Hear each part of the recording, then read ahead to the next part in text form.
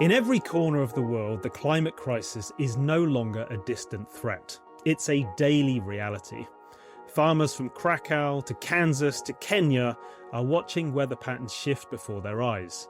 Crops are wilting under unexpected heat waves or being washed away by once-in-a-century floods that somehow now arrive every few years. Yields are down, costs are up, and food prices are rising across the globe.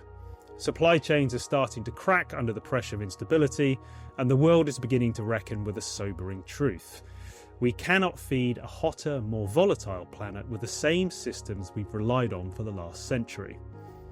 And yet there's a blind spot in our response, a solution hiding in plain sight.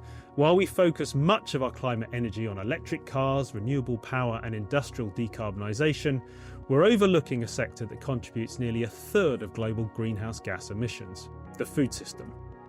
From how we grow our crops to what ends up on our plates, the choices we make in our food system shape land use, water scarcity, biodiversity and climate resilience. And reforming how we produce and consume food isn't just a side issue, it's one of the most powerful tools we have to fight climate change. We've said it before, and I'll do it again. You can't fix the climate if you don't fix food.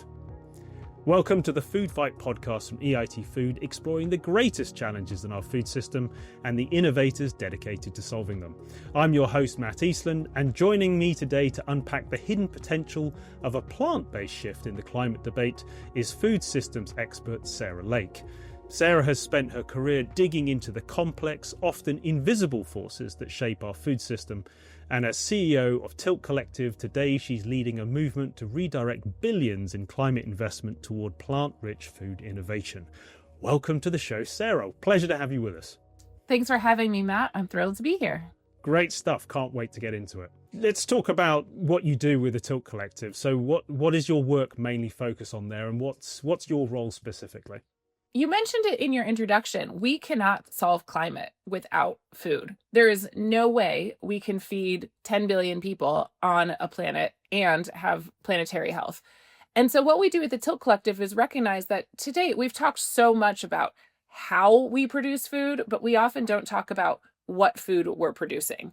And ultimately, we have a massive efficiency issue in how we're using our land, our water, our resources to produce a whole lot of meat and not a lot of plants. And so what Tilt Collective does is say we overlooking this opportunity to increase the amount of plant-based proteins in our food system. What would it look like to have a more plant-rich food system that meets climate goals, health goals, water goals, biodiversity goals?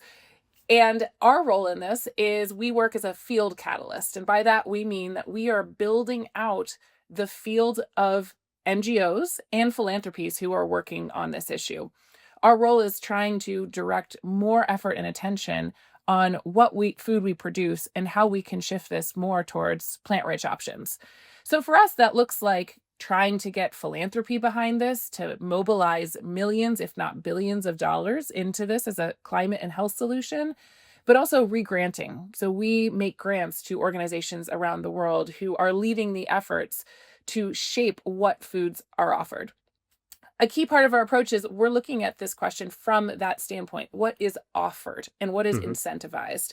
We're not trying to convince people that they should eat differently. That's pretty difficult to do. We're not trying to change what people like, because people do like meat, and that's okay. But what we're saying is, how can companies and governments offer and incentivize more sustainable choices and healthier choices and make those widely available the way that meat is now made cheap and available everywhere that people go?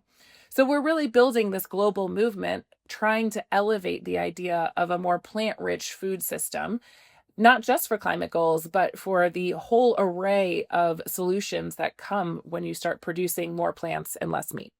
Got it. Thank you for explaining that. What an amazing part of the food system to be working in. Sarah, can I just ask then, so we've arrived at this place now, and I'm interested just to kind of get some context from you. So looking at where we've come from, how have things like historic policies and the marketing within the agri-food system, how has that shaped our current landscape in terms of the food system? around things like food production and dietary patterns. How have we got to this place? Our current way of eating is relatively new in the last 50 to 70 years. So when you think about the main foods that we eat, there are two big traits that characterize our food. One is heavily focused on meat, Hmm. and the second is highly processed. And all of these are new. Even in World War II, not very long ago, people weren't eating that much meat. Meat was seen more as a treat. You had it maybe, a couple times a week as a nice dinner. And now meat is in every meal. And this is really a modern invention that came about from processing techniques that were invented in the 30s and 40s, and the invention of preservatives that could make more stable meat products. So you had the iconic one is the invention of Spam. Right? Hmm. Everyone knows Spam is this kind of gross processed canned meat, but it was invented, around the World War II era and became highly popular as this processed product to the point where 70% of Americans were eating Spam, Wow, which is pretty 70%. wild. That's amazing. Like that's like proper food innovation at the time, I guess, right? Absolutely. And the reason, to your point, of why it became so popular is because of advertising and Mm. promotion. So the meat industry helped promote it, but so did the US government. It was promoted as part of military feeding. So it was used to feed troops overseas because you could ship cans of meat, but then became popularized as this dish with massive advertising from the meat industry. But we also saw globally the export of processed meats and a large effort by the meat industry to promote meat broadly. We saw the invention of school food programs, for example.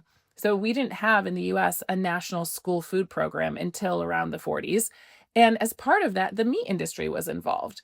And we still have that legacy today where the majority of proteins that are approved by the government to serve in school meals are meat, right? There's Mm. no reason they have to be meat, but this is a legacy of the meat industry's involvement in setting school food programs.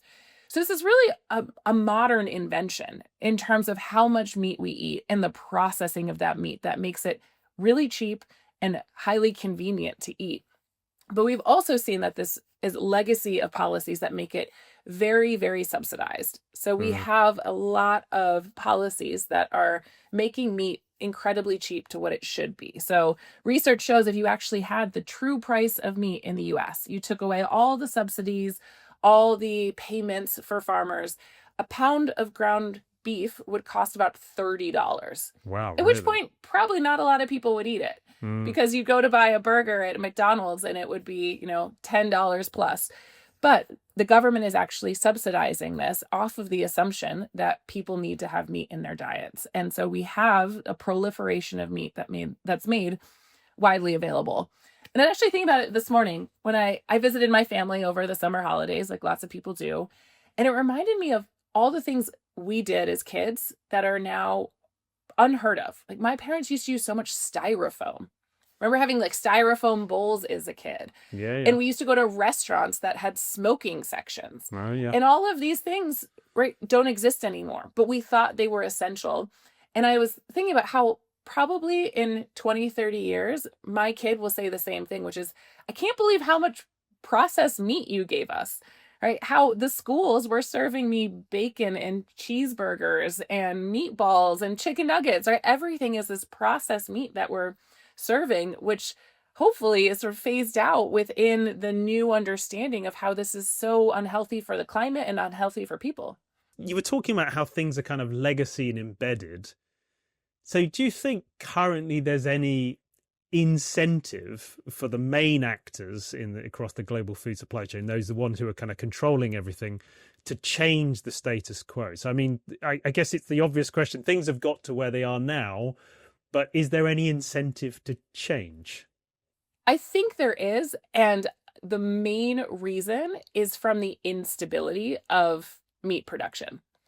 And when you look at the supply chains of how meat is produced, they're so vulnerable. They're so fragile right now. And for many different reasons. Part of it is the impacts of climate change.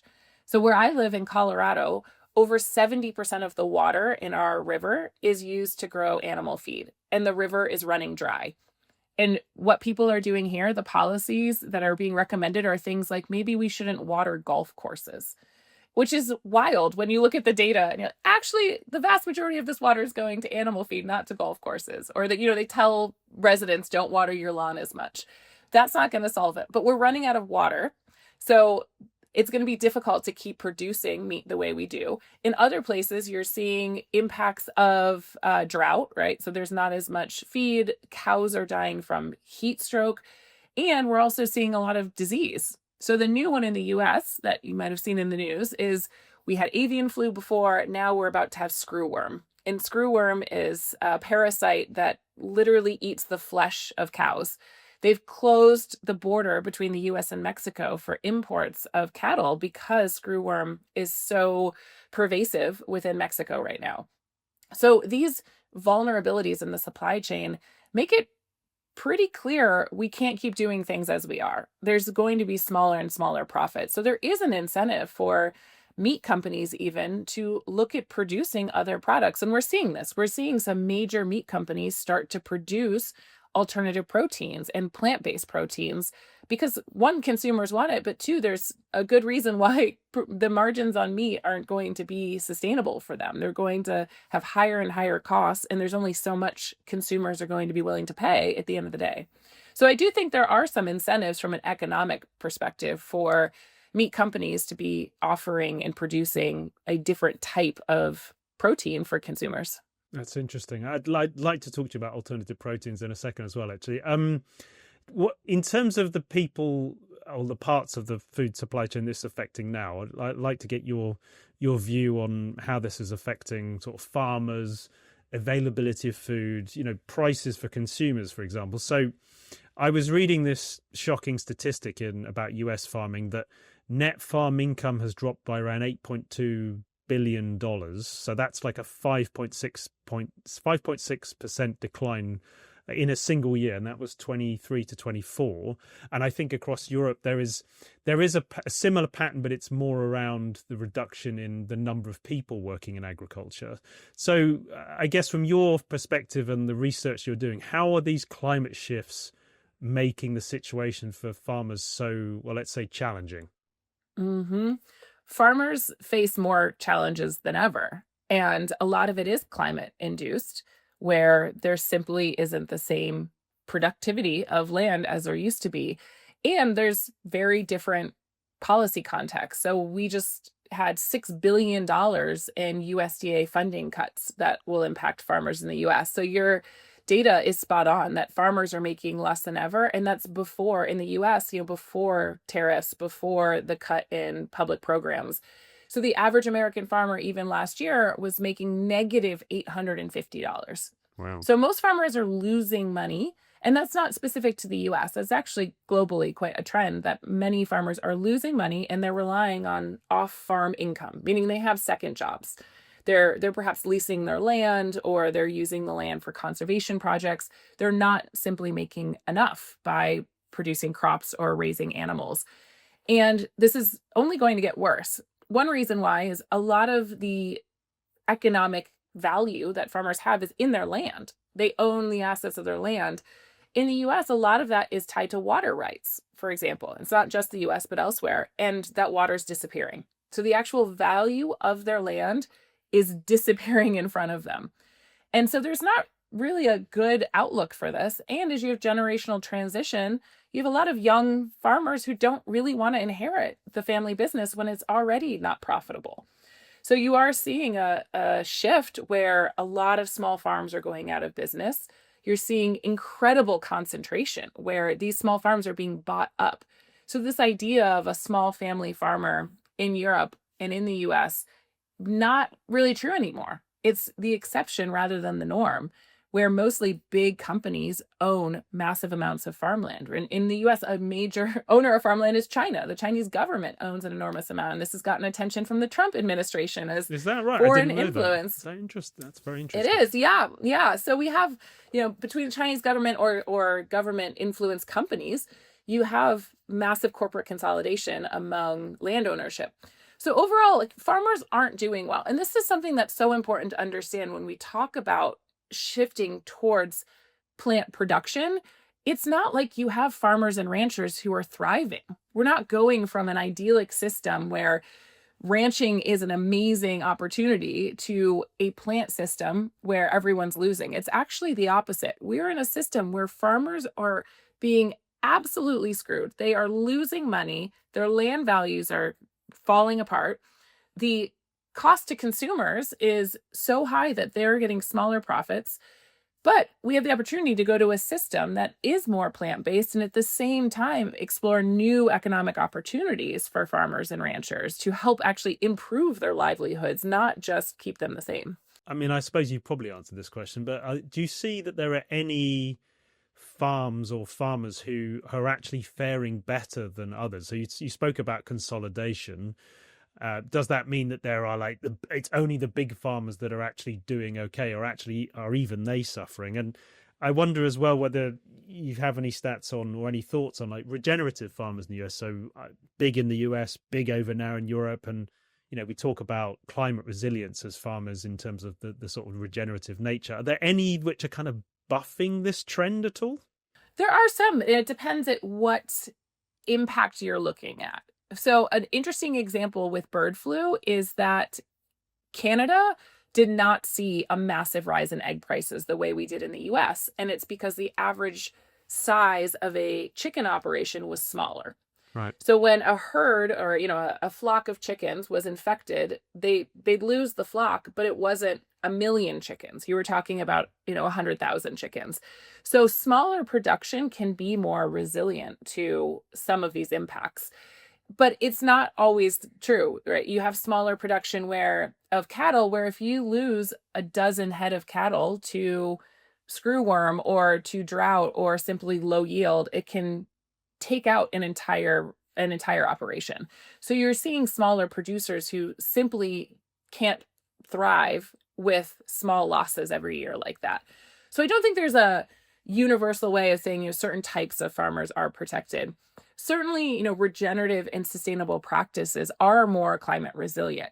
One of the challenges, though, is regenerative production is more extensive. It requires more land.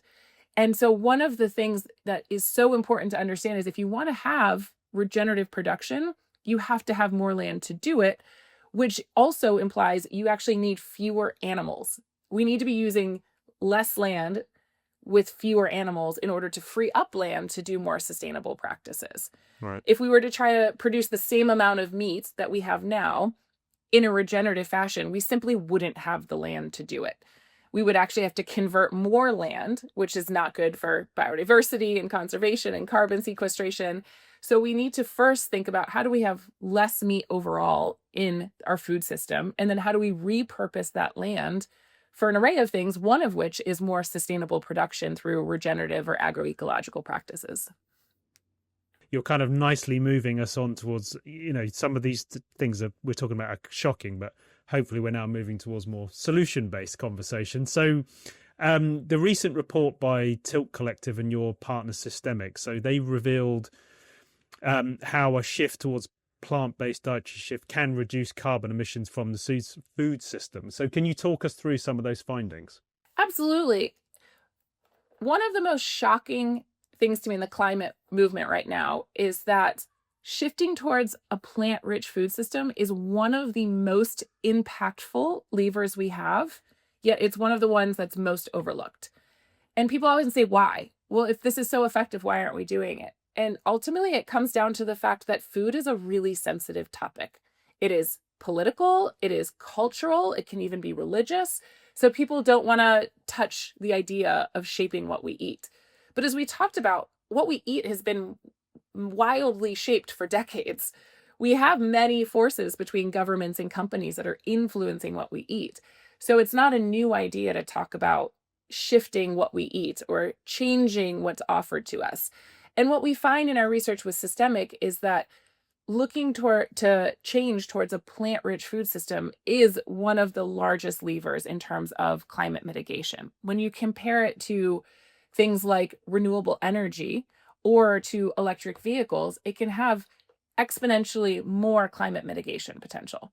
But we often hear more about things like electric cars or solar energy as a climate solution, when in reality, we will get 2 to 5 times as much emissions, depending on what other interventions you're looking at, for simply shifting towards more plants and less meat. So we could have 5 times the emissions reduction compared to things like renewable energy if we were to invest that same money in shifting towards plant-rich food systems. So we see the potential here to have significant climate gains simply by changing a little bit of what we eat. And a key part of this is we're not talking about everyone being vegan. That is not the world in which we imagine. And that's never going to happen. We know that. And it's important that there is some meat left in our food system for various reasons, right? Religious and cultural reasons, for food security and nutrition reasons. But what we're talking about largely is overconsumption. So in the UK, in the EU, in the US, we are eating so much more meat than what is recommended. In the US, it's 6 times the recommended amount of red meat is being Wow. consumed by the average American. That's a lot. And That's a that's lot. what's recommended by the government, which is already probably higher than it should be. So we're saying, what does it look like to just bring it down to what the dietary guideline is? And that alone can have enormous climate benefits. We're not even talking about reducing it beyond that. So how do we have the conversation of shifting what is being offered, what products we're growing, rather than just how they're grown? In terms of the impact that this could have, so if we were able to shift towards this more plant-based dietary system, so how would that impact things like land and water use? And do you think it would really kind of help make our system more secure in terms of like being able to absorb these shocks that we're coming up against? It would absolutely make our system more secure. And we see this in terms of disruptions in the meat industry already. So during COVID, we saw disruptions to slaughtering facilities and meat scarcity that came from that and rising prices. And generally, any system is more resilient when it's more diverse. So if we were to have 20 different main sources of protein rather than right now where it relies on a handful, we would have more resilience as any of those are impacted. So we certainly see the opportunity to have more resilience from diverse production. In terms of impacts on land and water, this cannot be underestimated. And this is because meat production is one of the most resource intensive foods that we can produce. And if you look at this, the land inefficiency is shocking. So we use about 50 times as much land to produce protein from beef as protein from peas. That's a lot of land when you're thinking about land scarcity that we have. We're using more land for other things like living, data centers, even. You're seeing urban expansion. So when we talk about having to produce more food on less land, it's simply not possible if we're doing that with animal protein when it's a 50-to-1 ratio just about that's crazy. for meat. Yeah, it's crazy. And it's also really inefficient from a caloric perspective. So if you think about it, we grow a lot of plants.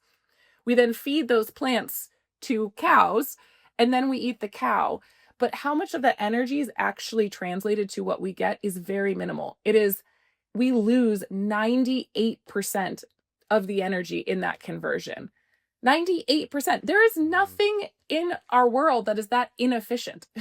If you had a car, right? If you had a car that was that inefficient, it would be taken off the market. If you had a refrigerator that was that inefficient, but we have a food system that wastes 98% of its energy on producing beef versus just eating more plants in the first place.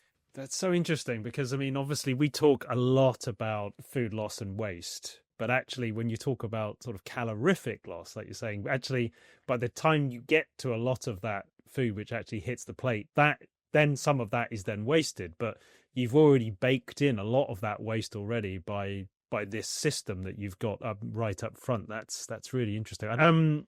And what you mentioned at the top of the show about alternative proteins, and so what role do they play in this transition? You said, of course, that we don't all have to be diehard vegans, and obviously that's a very, very hard message to kind of get across. So, do alternative, or as we call them, sort of like diversified proteins, are they going to be the real thing that moves people and also moves the needle?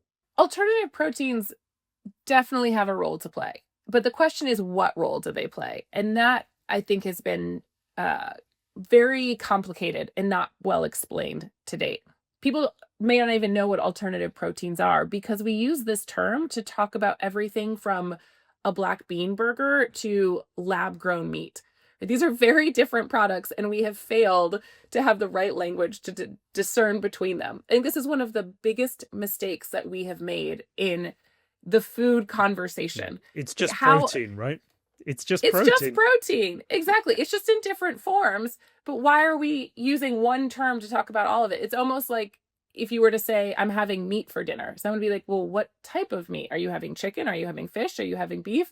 We have failed to come up with the right terminology. And this is a large opportunity that we at Tilt see of how do we refine the language we use and how do we help communicate this to consumers too, so that consumers understand, oh, I'm actually interested in a black bean burger, but I'm not interested in a lab grown product, for example, or vice versa.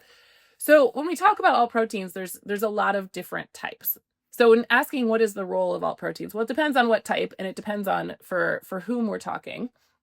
But I think the way in which we see it is it has a role to play, but we also need to be mindful that it's not a magic solution. We're not going to replace every burger with an all protein burger, but it is important for certain consumers to have like for like products. And there are times where you want that, right? If you're having a barbecue, you're going to want something that is a like for like product for a beef burger. But there's other times where you're going to say, actually, I'd rather have something that's very different. I might like a black bean stew, or I might like, right, like a mushroom paella. There's no reason why we have to only have that. So it is certainly, I often refer to it as sort of a gateway drug for hardcore meat eaters. It is an important way to get them to try more plant-based products, but is it meant to substitute everything? Absolutely not. The other key part of this is they're not all perfect, and we do have opportunities to improve on the products we have. So there's lots of critiques of, these products are highly processed. There's two important things to consider. One is some of them are highly processed, but for the majority of them, they're not as processed as meat products. So if you compare it, sure, if you're comparing a processed alt protein product to, a salad, yes, it's more processed. However, most people are not replacing salads by eating an alt protein burger. They're replacing a very processed meat burger or sausage with this. So it's not really a fair analogy. The other option is that there's many solutions that include lower or minimally processed products, right? You have the black bean burgers of the world, or you have one of the products I really like is sort of plant forward blends, like diversified blended meat. You can have a burger that's 50% beef and 50% mushroom. You're immediately eating half as much meat, but it's actually, taste tests show it's almost identical to consumers. So it's a very low tech option, but we sort of lump it together with this idea of these high tech solutions in alt protein when they're very different products. But there's many reasons why we could have greater uptake of some of these products. I've always been really convinced we should never sell chicken nuggets again. Like, we have good enough plant-based chicken nuggets that we could replace them in all of schools and do it at cost. For many types of the plant-based chicken nuggets. The key question is, for kids, it doesn't really matter as much. But if you're trying to replace a steak at a high-end restaurant, then yeah, we do have a ways to go in terms of the role that alt proteins can play in that. In terms of like the actual detail of how we make this shift happen. So let's start with farmers then. So what very practical steps could farmers make to transition to plant-rich, climate-resilient production without jeopardizing what is already quite a risky livelihood? So how do you convince them, and what steps should they or can they be making right now, do you think? It's such an important question, Matt. And we at Tilt Collective, we have an advisory council of about 40 experts globally. And we ask them this question: what do you think we should be doing on just transitions, as we call it? How do we support farmers in making this transition? And this included farmer groups, landowners. And their number one answer is you have to build the demand rather than telling us to change. We need the economic incentives. We need the supply chain structure before you're telling us to switch. So I think it's really important to say it's not actually about what farmers do, it's about what are companies and governments doing to help create the financial mechanisms that support farmers and ranchers. Because there's lots that farmers and ranchers could do, right? You have farmers who could grow winter cover crops. So that's one option, right? They grow a primary crop, and then in the winter, they could grow oats. And this helps both with soil quality, but also it's an economic opportunity. They can grow oats that go to an oat milk facility. But if there's no oat milk facility nearby, if there's no oat milk market, if there's no subsidies for oat production, it's actually not feasible for them. So much of it is about looking at the broader context than specifically what farmers can do. So that's really what we focus on, is saying, how do we get financing, public and private financing to farmers? How do we get companies purchasing these products? How do we build the consumer demand first and then be able to start engaging more farmers around this? I do think there's an opportunity, though, to have farmers who understand that there are other options out there, because a major challenge is there are sunk costs that these farmers face. In my conversations, I did my PhD studying cattle production. I've visited many ranches and slaughterhouses and feedlots. And the number one challenge that many of these people face is they have enormous debt.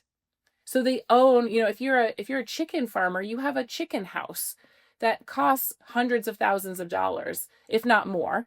And you also have contracts with a processing facility that you are obligated to fulfill. So it's not as simple as, let me just start producing something else. But one of the top answers I hear a lot from farmers and ranchers is, I need someone to buy my debt. I need someone to help me get out from under the crushing debt I have, either through the assets I have for production, from land, from contracts I owe. So I think that's one of the financial mechanisms that often gets overlooked. Wow. I hadn't quite appreciated, God, farmers, they really are up against it, aren't they? They're in a system which they're trying to do their absolute best, and then they get themselves into debt in order to do that. But then they're stuck into it while they're repaying that debt back. So I guess for them, like you say, that shift becomes even harder because they've got bills to pay. So you spoke about kind of leveraging, finance and things like that. So how are, like policy tools or subsidies or supply chain incentives, how are they being leveraged, or how should they be leveraged, more to the point, to make this shift? How is this going to work best for farmers? One of the important considerations before I dig into this is how heterogeneous farmers are, right? We can't talk about farmers as one lump. They're wildly different in terms of where they are in the world, what production system they're using, what crops they're producing, what are the constraints in terms of water or land. So first, to say there are millions of different types of farmers to consider, and we can lump them into categories. Yeah. But along those lines, I think it's the right question of, like, what is the ideal supply chain or policy mechanism? One of the pieces that we've seen be most successful is direct financing from funds. So we've seen this in places like Denmark, where there's actually a fund that supports farmer transition. And this has been leveraged as part of climate action and part of direct efforts to disincentivize meat production through pricing mechanisms, and then reallocate the tax revenue, for example, to a pooled fund that goes to support farmers who want to transition. You can also have mechanisms like conservation projects. And we have this in the US. Most farmers participate in some sort of conservation project, where if you have a circle, you have a crop circle, you use your corners because you have square land, and the corners are conservation projects where the government pays you to keep them wild. These are really successful and are important elements of farm income. There's no reason you couldn't expand those. It's just a question of how are we allocating government funding. Right now, most of the government funding goes to things like disaster relief from climate-induced disasters. So we've seen huge spikes in the US in government funding just for disaster relief, not for things like, how do you actually switch what you're producing? So certainly the government financing is key. The second piece is around the building demand from downstream companies, from consumer goods processors, from retailers, who create that market opportunity for more of these plant-rich products. You can see, if McDonald's, for example, were to offer a 50-50 burger that was 50% beef and 50% mushrooms, you would see a lot of farmers say, hey, I will start growing more mushrooms. And we see this when Walmart starts to carry a certain product, farmers will shift, even in beef production. If Walmart says we're interested in antibiotic-free beef, ranchers will start producing that because they have such market power. So, our hypothesis at Tilt that is proven true is, if you build the retail demand among supermarkets, among fast food companies, among food service, you will see the shift further upstream among farmers. So focus on getting those supermarkets to build the demand, build the consumer interest, and then support them in their sourcing from farmers upstream. I'm interested in the consumer side of this because, yes, it'd be great, and I know this is happening in certain quarters, that the retailers and the producers are shifting, but it is heavily dependent on consumer trends and consumer wants and needs. And just kind of asking a blunt question on this, why should consumers care? And the only reason I ask that in such a blunt way is that often consumers feel quite powerless in this, and they feel like they're the takers of products, not necessarily those who are able to influence them. And I imagine for some consumers, they're like, well, this is for the food industry to sort out. So why should they care? And or maybe the question is, well, what can they do to influence that, really? Yeah, I'm going to give you a very candid answer to that, which is consumers shouldn't care. Consumers shouldn't have to care. We shouldn't rely on consumers doing this out of moral ambition, right? We shouldn't rely on consumers, feeling good because they bought a climate smart product or something that was low carbon. In fact, what we should do is you make it the easiest and obvious choice for consumers, and then they buy it. In so much social science research shows that consumers aren't motivated when you say something is more sustainable, right? Even with, not just in food, but in anything. If you label a pair of blue jeans as more sustainable, people think that they're lower quality and they won't buy them, even if they're sustainably oriented as a consumer. And it's the same with food. If you label something as sustainable and healthy, people tend not to buy it. But we've seen this with other foods. I often point to this example of quinoa. I think quinoa is a fascinating example because I remember the first time I ever ate quinoa when I was about 19, and it had the moment where I was embarrassingly pronouncing it. I was like, what is this quinoa thing? I used to call it quinoa. I used to call it quinoa until I was corrected by someone who was very, very upset with me. And this is a food product we never ate. We just never ate quinoa. It wasn't a part of our diet. But it wasn't that all of a sudden people, consumers started caring about quinoa. They weren't, driven oh, I should be eating quinoa. It was something that just became popular because Oprah included it in one of her trendy diets, and it then became labeled as a superfood. And there was an interest in sort of healthy eating, and this one thing started being presented in supermarkets at an affordable price and in really, chic packaging. So much of it had nothing to do with the product itself, as much as this cultural moment that was made happen by celebrities and by grocery stores who made it easier to buy it.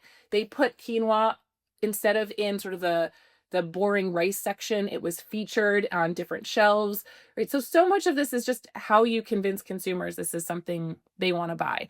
And right now we do that with meat, but we don't necessarily do it with plant-based products. So if you go to the store, you have a whole meat section, right? You have a whole wall dedicated to meat. You have a deli where you can get fresh cut meat.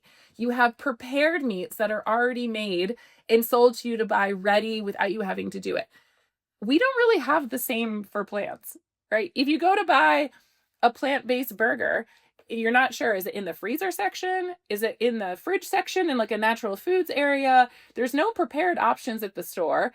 And even a lot of the plant-based options, they're not presented well. Beans is a great example. Beans come in ugly metal, tin cans. They're not sort of this savvy presented, oh, here's a a lovely, bean lunch meal. So there's so much that is shaping consumer choice that has nothing to do with whether consumers, want this or are seeking it out, as much as how much we're making it easy for them to want these products. Do you think that puts us into a probably shouldn't use this expression in this context, but a chicken and egg scenario where you have the sort of the retailers and the food producers sort of saying, well, we're not going to really push this until we see that there's a shift in consumer desire. And the consumers are sort of looking at the retailers saying, well, we kind of think that this is your responsibility. So surely there is something has to break in that relationship somehow. Yeah, it is very much a chicken and egg situation. I haven't figured out what the plant-based alternative to that is. I don't know if it's like soy and tofu. That doesn't quite work the same. But it is a challenge because we hear that from supermarkets and from fast food companies of them saying, we're not going to offer this because consumers aren't demanding it. Or they tried it and consumers didn't want it. But when you dig into the details and you say, well, why didn't consumers want it? We find out it was $1 more per burger, or it was offered but not with the same sauce and condiments as the traditional burger, or it wasn't advertised at all. It wasn't promoted. No one knew it was on the menu. Right? There's all these reasons why these things have failed when they've tried them. Not comparing apples with apples, shall we say? Exactly. Yeah. And so there is a need to build some demand, but what we find is that when retailers really lean in, when they make it the same price, they put it next to the other product, they present it as like for like, you do see consumers choosing it. So we have a couple of really salient examples. The first is supermarkets in Germany. So there's examples of supermarkets where they put the plant-based meat next to the conventional meat. They made it the same price. They used similar packaging, and they saw an immediate 30% increase in the sale of the plant-based just by pretty much putting it next to it and making it the same price. We've also seen it in hospitals where they offer plant defaults, which a hospital is sort of, I think the obvious place to be offering more plants and less processed meat. And what they saw is 60% of the hospital patients preferred this.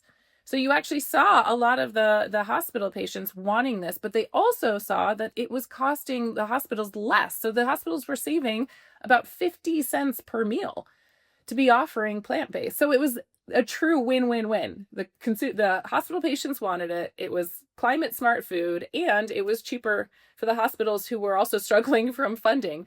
So we see this of when it's offered, people want it, but it's a question of how it's offered and making sure that the companies are really leaning in to how it's done. Same with school meals. There's a lot of school meals where they commit to doing plant-based, and then you see these poor kids get 4 carrot sticks and a pile of unseasoned beans.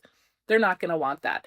So it's about creating desirable options as well. That takes a little bit more effort at first to understand what is the right recipe, what's the affordable way of doing it. But we know now what that looks like, and we simply need more companies and governments to be doing this. It's interesting. I see this from my own very kind of micro world at the moment with my 15-month-old daughter. And people keep saying, well, just, offer her cucumber sticks or carrot sticks or raw pepper or some salad. And I'm like, well, I wouldn't kind of eat things like that without a dressing, without going with something. So why would I expect her to? And it's this, I don't know, it is a cultural thing that it's like healthy food, like plants, has to somehow be devoid of all other kind of excitement and taste. And I think that's kind of unfortunately baked into us from the start, which I'm very much trying to not do as a parent. Yeah. And you mentioned it's tricky though. It is tricky. I feel like vegans really have hard. ruined everything for us because the assumption is if you eat vegan, it's flavorless. It's not, it's not something you want to eat. But I have a 7-year-old, and he is my food experiment all the time to figure out, what he's willing to eat. But it's been interesting because he will eat things when they're presented in a way that he wants to eat it. He loves tofu. And he actually doesn't like ground beef. He thinks it's like a weird texture to eat ground beef, but tofu is like when it's prepared well, it's like a fried little cube. He's like, this is delicious, right? But so much of it is our preconceptions that go into what is good food. But you also touch on something that's really important actually around kids, because a lot of what we eat in our household is based off of our kids, which is why getting plant-based foods into schools is so important, because kids will then bring it home and they'll say, oh, Dad, I tried kale today. Can I have this at home? But when we're only really feeding kids, fish sticks and potatoes, they're not really looking for new eating experiences. They're not being exposed to that. Yeah, just before we kind of move on to kind of like future stuff, you mentioned about cost to consumers, and you were saying that when it's like $1 more, consumers won't have it. And one of the things I'm always very conscious of on the show is making sure that we talk about that kind of affordability angle. So in low income communities, which often face like high levels of food insecurity and food poverty, so how can these sorts of transitions towards more plant-based diets be managed to ensure that kind of equitable access for them? And of course, and that those gains are felt all the way back down to the farmer. So how do we ensure that this doesn't become like an elitist thing? Yeah, it's such an important question because food equity is not just about, equal access to food, but also equity in terms of the health outcomes associated with that, Exactly. right? We see it in the US as sort of a compounded form of racism, that we actually feed low income communities of color super unhealthy food, right? They live in food deserts, they don't have access to produce. Then we also don't offer health insurance. They get sick, they spend more money on that, right? It's just compounding the inequity. So it's a really important question of how do we ensure access to these foods. And it's interesting you mentioned it. It just came out recently in the latest UN report on the state of food security and nutrition. And they point out that fruits and vegetables remain the most expensive foods per kilocalorie. So we still have a food system that is making the healthiest foods the most expensive and therefore the hardest to access. And some of the most processed, meat options and ultra processed foods, when you're talking about, all of the processed cookies, cakes, etc., they are cheap and widely affordable. So it is a challenge when we talk about equity of shifting these incentives, like we talked about, some of the policy measures around what is made cheap and widely available to consumers. Right now, a lot of that is influenced by the food industry. So you see food companies who are pushing to influence policy so that they don't lose money, that they can continue to push processed and meat-centric foods as the cheap option. And this leads to, the obesity epidemic we see globally, that we have most people eating lots of cheap, unhealthy food, whether it's McDonald's burgers or it's, candy and sweets and sodas. But we haven't yet tipped the scales in terms of saying we should actually have subsidies and policies that make it easy and cheap to have these other foods. The onus certainly should never be on consumers. If it is on consumers, that is an elitist thing right now in terms of who can afford it. But trying to shift that on its head. And there are policies for that, like food aid programs that can offer free access to fruits and vegetables, as well as the means to prepare those. We're seeing the removal of sodas and processed foods from some of those food programs. But even things like there's programs in the US like food is medicine. How do you get insurance companies to write whole foods as a prescription? Right? How do you have the way in which healthcare is giving access to healthy food in order to help with preventable disease rather than prescribing actual medicines? It's an interesting way of thinking about it, where we can have all of our institutions, from schools and hospitals and healthcare and prisons and military, helping to ensure that we have access to the healthiest foods at a cheap and affordable rate. I mean, Sarah, you've already kind of thrown out, excuse me, a few examples there of like the sort of positive progress. So I think you said previously about Denmark, and there's great things be going on in Germany in terms of providing the same kind of level of access in retail stores to plant-based foods. And you've thrown out a few examples there, but are there any kind of like standout governments or companies who are making changes that we, and by say we, the food system can learn from? Things that we've seen which are really working, and people just need to kind of take up the mantle and push it. The first one that comes to mind, you'll be excited to hear, is the UK. Oh, okay. I'm all ears. So there's a lot of skepticism. We hear all the time, nothing's really happening. Governments are slacking. And it's true. There's room to do more. But the UK is a great example where the UK had the lowest recorded level of meat consumption in modern history. This was in just a few years ago. And right? Since recorded history, it was the lowest level of meat consumption that had ever happened.